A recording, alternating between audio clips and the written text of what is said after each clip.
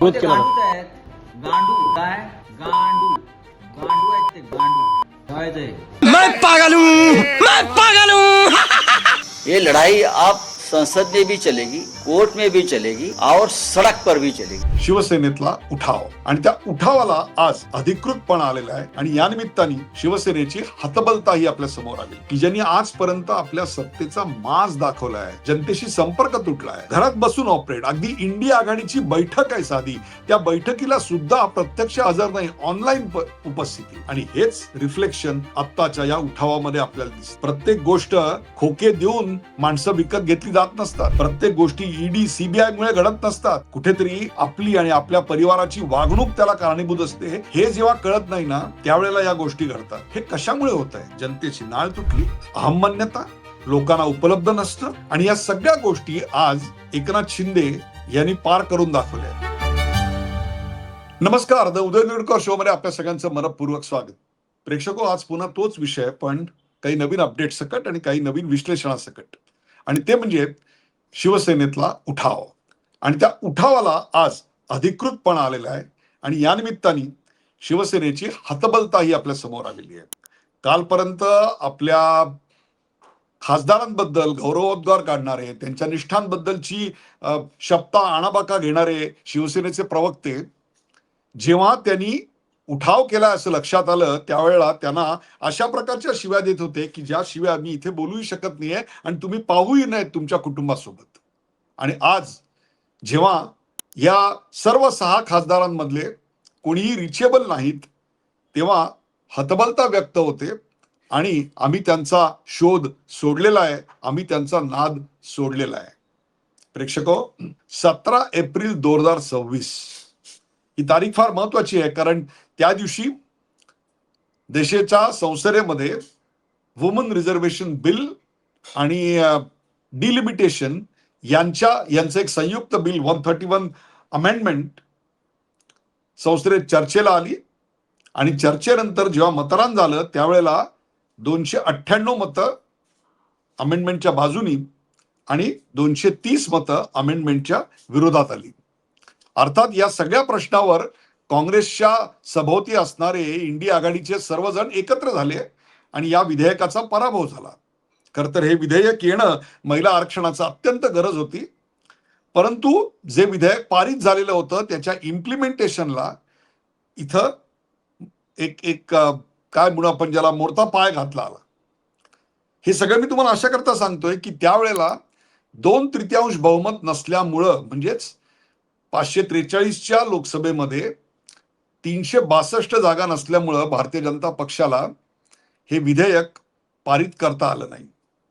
बघता बघता चित्र किती बदललं बघा. हे विधेयक जेव्हा संसदेत पराभूत झालं, त्यावेळेला भारतीय जनता पक्षासमोर एक पर्याय होता, आणि तो म्हणजे 2029च्या लोकसभा निवडणुकांपर्यंत थांबायचं, त्यात 2/3 बहुमत आणायचं, आणि त्यानंतर आपल्याला पाहिजे ती विधेयकं, म्हणजे 1 nation 1 election, uniform civil code किंवा woman reservation linked with delimitation, ही सगळी पास करून घ्यायची. पण जो देश इतक्या फास्ट फॉरवर्ड मोडला आहे, त्याला असं थांबणं शक्य नव्हतं. आणि म्हणूनच जेव्हा विरोधी पक्ष आपल्या एकत्रीकरणाच्या विजयाचा आनंद साजरा करण्यात मशगूल होते, तेव्हा शांतपणे भारतीय जनता पक्ष आपली भूमिका इतरांना पटवून देण्यात आणि आपल्या समोरच्या शत्रूच्या किल्ल्यातली भगदाडं शोधण्यात मशगूल होता. आणि बघता बघता त्यांच्या ह्या प्रयत्नांना यश आलं आणि 17 एप्रिल 2026 इथपासून ते आज 18 जून 2026 या इतक्या छोट्या काळामध्ये भारताच्या संसदेचं चित्र पूर्णपणे बदलून गेलं. आज भारतीय जनता पक्षाकडे 2/3 बहुमत इतकं नक्की आलेलं आहे, अशी परिस्थिती आता संसदेमध्ये निर्माण झालेली आहे. आता तुम्ही म्हणाल की हे कसं शक्य झालं? नीट सांगतो तुम्हाला. भारतीय जनता पक्षाकडे आता 240 जागा आहेत 543 पैकी. बहुमताला आपल्याला 272 जागा लागतात आणि 2/3ला 362 जागा लागतात. आता तमिळनाडूच्या निकालानंतर द्रमुक आणि काँग्रेस यांचं फाटलं, आणि त्यामुळे द्रमुकचे जे खासदार आहेत त्यांनी काँग्रेसची इंडिया आघाडीची साथ सोडली. एवढंच नाही तर लोकसभेला पत्र लिहून त्यांनी सांगितलं आमची बसायची जागा सुद्धा त्यांच्यापासून दूर आणि वेगळी करा. ह्या एका मुद्द्यावर डीएमके भारतीय जनता पक्षासोबत यायला तयार आहे. फक्त त्यांना दक्षिणेतली राज्य जिकडे लोकसंख्या वाढ उत्तर प्रदेश, बिहार, राजस्थान या राज्यांच्या पेक्षा कमी झालेली आहे, ज्यांनी कुटुंब नियोजन व्यवस्थितरित्या राबवलं, त्या राज्यांना आपलं भारतीय राजकारणातलं डिलिमिटेशन नंतरचं महत्व कमी होईल अशी भीती वाटते. त्यामुळे त्यांना 50% जागा आपल्या वाढवून पाहिजे होत्या आणि ते त्यांना लेखी पाहिजे होतं. खरं तर ते तेव्हाही मिळालं असतं 17 एप्रिलला, पण तेव्हा त्यांची थांबायची तयारी नव्हती. याचं कारण तो प्रभाव काँग्रेसचा आणि देश विरोधी विचारांचा होता. इथेच तर गल्लत झाली. भाजप विरोध हाच देशाचा विरोध असं ते समजून गेले आणि देशाच्या हितातल्या असलेल्या एखाद्या अशा विधेयकाला सुद्धा त्यांनी पाठिंबा द्यायचं नाकारलं. आज त्यांना ही चूक कळून आली असेल आणि म्हणून काँग्रेस बरोबर ते आज नाहीत. द्रमुकचे सर्व 22 खासदार आता भारतीय जनता पक्षाच्या बाजूनं म्हणजेच वुमन रिझर्वेशन डिलिमिटेशनच्या बिलच्या बाजूनं वोटिंग करतील. या आधीच आप फुटलेलं आहे. आप का फुटलं याची कारणं भारतीय जनता पक्षाने दाखवलेल्या चतुरपणापेक्षा सुद्धा अरविंद केजरीवाल यांच्या वर्तनात जास्त आहेत. त्यानंतर बीजेडीचा एक खासदार राजीनामा देऊन ते या बाजूला आले आणि त्यानंतर आत्ता सर्वात महत्वाचं म्हणजे शिवसेनेतला 2/3 9 खासदारांपैकी 6 खासदारांचा गट हा भारतीय जनता पक्षात प्रणित एनडीए मध्ये शिवसेना एकनाथ शिंदे यांच्यात सामील झालाय. आता याच्यामुळे झालंय काय की उद्या 543च्या लोकसभेमधून जर डीएमकेनी वॉकआउट केलं, चला आम्ही समर्थन देत नाही पण आम्ही वॉकआउट करतो, जर त्यांनी वॉकआउट केलं तर 362चा जो आकडा आहे तो समर्थन कितीचं पाहिजे तर 347 वर येईल. त्यातून जर पुन्हा एनसीपी शरद पवार गट यांनी वॉकआउट केलं तर तो आकडा आणखीन खाली येऊन 337च्या आसपास येईल आणि ती 337चा आकडा आत्ता हा नक्की पार केलेला आहे. आणि त्यामुळे आता अशा प्रकारची विधेयकं या 21 जुलैपासून चालू होणाऱ्या पावसाळी अधिवेशनात पारित करायला भारतीय जनता पक्षाला कुणीही थांबवू शकत नाही अशी वस्तुस्थिती आता भारतीय राजकारणातली आहे. एक प्रकारे ही विधेयकं जेव्हा सगळी पारित होतील त्यावेळी एका नव्या भारताच्या निर्मितीची पायाभरणी झालेली असेल. मग त्यात समान नागरी कायदा आल्यानंतर ट्रिपल तलाक, बहुपत्नीत्व, लांगुल चालन हे सगळे विषय बंद झालेले असतील. त्याचबरोबर 1 नेशन 1 इलेक्शन नंतर जणू काही प्रत्येक वेळेला या देशात फक्त निवडणुका म्हणजेच लोकशाही हे जे समजायला लागलेली आहे पुढची पिढी, त्याला कुठेतरी आपल्याला थांबवता येईल आणि 5 वर्षातून एकदाच ग्रामपंचायत ते लोकसभा या निवडणुका होतील आणि त्यातून एक चांगला संदेश समाजासमोर जाईल. आणि वुमन रिझर्वेशन आणि डिलिमिटेशन हे झाल्यानंतर महिलांना अपेक्षित असलेलं आणि त्यांच्या हक्काचं असलेलं आरक्षण की जे संसदेने यापूर्वी पारित केलेलं आहे ते सुद्धा त्यांना मिळालेलं असेल. ही सगळी विधेयकं जी आहेत ती केवळ भारतीय जनता पक्षाला विरोध म्हणून देशाच्या हिताच्या बाजूने असलेली ही सगळी विधेयकं आतापर्यंत पारित होण्यापासून वंचित झालेली होती. आज बदललेल्या संसदेच्या या चित्रामुळं ती आता पारित व्हायला वेळ लागणार नाहीये. हे सगळं व्हायला आणखीन एक गोष्ट कारणीभूत झाली ती म्हणजे एक चर्चा. पराभवानंतर तृणमूल काँग्रेस यांनी काँग्रेसमध्ये मर्ज व्हावं अशा प्रकारची चर्चा सुरू झाल्यानंतर ज्यांना आपण आयुष्यभर विरोध केला त्यांच्याच बरोबर आता मांडीला मांडी लावून बसायचं हा विचार अस्वस्थ झाला आणि आपल्या मूळ आयडियोलॉजी पासून आपण दूर जातोय असं पाहून तृणमूल काँग्रेसमधल्या अनेकांनी वेगळी चूल मांडायचा निर्णय घेतला. तीच गोष्ट शिवसेनेची. शिवसेना आणि एनसीपी या पक्षांनी काँग्रेसमध्ये मर्ज व्हावं अशा प्रकारची चर्चा सुरू झाल्यानंतर ताबडतोब शिवसेनेच्या खासदारांना आपल्या भविष्याविषयी चिंता वाटायला लागली आणि त्यांनी देखील ते उठावाचं पाऊल उचललं की ज्या पायवाटेचा आता हमरस्ता झालाय, पण याचे शिल्पकार निश्चितपणे एकनाथ शिंदे होते. मला वाजपेयींचं 13 दिवसाचं सरकार कोसळलं त्यावेळेला त्यांचं पार्लमेंटमधलं ते शेवटचं भाषण आठवत आहे. भाषण देताना ते असं म्हणले होते की लोकतंत्र बहुमत का खेल होता है, संख्या बल के सामने सबको झुकना पड़ता है, सत्ताएं आएंगी जाएंगी, सरकारें आएंगी जाएंगी, लेकिन ये देश बना रहना चाहिए, लोकतंत्र बना रहना चाहिए. आणि मग ते राष्ट्रपतींकडे आपला राजीनामा द्यायला गेले होते.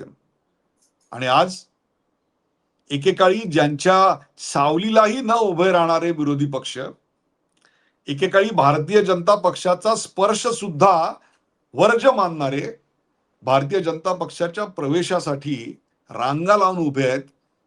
हे कशामुळे घडलं?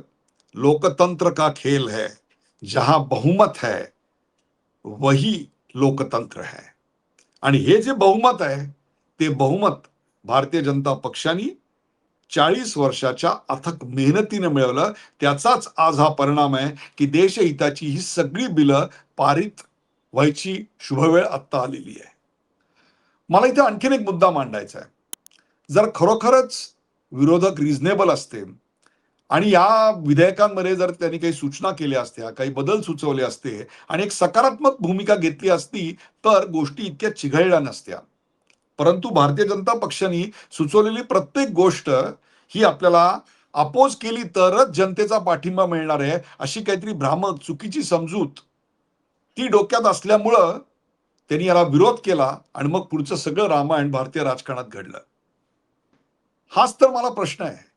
आणि तो म्हणजे जेव्हा या देशामध्ये एखादा इतिहास घडत असतो, काही महत्वाची घटना घडत असते, तेव्हा पक्षोपपक्षातले मतभेद विसरून सर्व पक्षांनी एक देश म्हणून विचार करायचा असतो. सर्जिकल स्ट्राईक झाल्यानंतर मिलिटरीकडे त्याचे पुरावे मागायचे किंवा वन नेशन वन इलेक्शनला विरोध करायचा, वुमन रिझर्वेशन बिलला विरोध करायचा. या सगळ्याकडे आता जनता घृणास्पद रीतीने पाहते आहे. हे आत्ताच्या निवडणुकातल्या निकालांवरून आपल्या लक्षात आलं असेल. आता पुढचा नंबर कोणाचा असा तुम्हाला प्रश्न पडला असेल तर तो पुढचा नंबर समाजवादी पक्षाचा आहे असं मी म्हणत नाहीये. तर अखिलेश यादव यांचे काका त्यांनीच विधान केलेलं आहे. त्यांनी तर यादीच दिलेली आहे आणि सांगितलेलं आहे की ही माणसं भारतीय जनता पक्षाला सपोर्ट करायला तयार आहेत. आता राम नरेश यादव यांना तर कोणी भारतीय जनता पक्षातर्फे खोके किंवा अशा काही ऑफर देण्याची काही सुतराम शक्यता नाही आहे. हाच तो बदललेला देश आणि हेच ते बदललेलं जनमानस. जर तुम्ही तुमच्या पक्षाच्या स्थापनेच्या वेळेला जी एक आयडियोलॉजी हाताशी धरून प्रवास करत होतात त्या आयडियोलॉजी पासून जर तुम्ही कोणत्याही सबळ कारणाविना दूर गेलात तर आपलं भविष्य अंधकारमय वाटायला लागतं कार्यकर्त्यांना, नेत्यांना, आणि मग ते अशी पावलं उचलतात. आता लोहिया समाजवादी पार्टी कुणाच्या तत्वावर आधारित आहे? तर उठसूट लोहियावाद सांगणारे अखिलेश यादव, उठसूट लोहियावाद सांगणारा हा समाजवादी पक्ष, त्या लोहियावादातली जी सप्तक्रांती आहे त्यातला पहिलाच मंत्र आहे आणि तो आहे लैंगिक समानतेचा, मग एक वांशिक समानतेचा, मग आर्थिक समानतेचा, साम्राज्यवादाला विरोध, जाती अस्पृश्यता निर्मूलन, वैयक्तिक स्वातंत्र्य, अहिंसा, ही सगळी तत्व आहेत. आता मला सांगा, लैंगिक समानता हे जर तुमचं पहिलं तत्व असेल तर तुम्ही महिला आरक्षणाला विरोध कोणत्या आधारावर करता? आणि जाऊन मग पुन्हा महिलांची मतं कोणत्या आधारावर मांडणार आहेत? हे जे प्रश्न तुमच्या आमदारांच्या आणि खासदारांच्या मनात होते त्याला तुम्ही उत्तर देऊ शकला नाहीत. याचं कारण तुम्हाला फक्त भाजपला विरोध करायचा होता आणि तुम्ही करून बसलात विरोध या देशाच्या हिताच्या संदर्भात असलेल्या एका विधेयकाला. लोहियावाद यांनी आयुष्यभर कम्युनिझमला विरोध केला.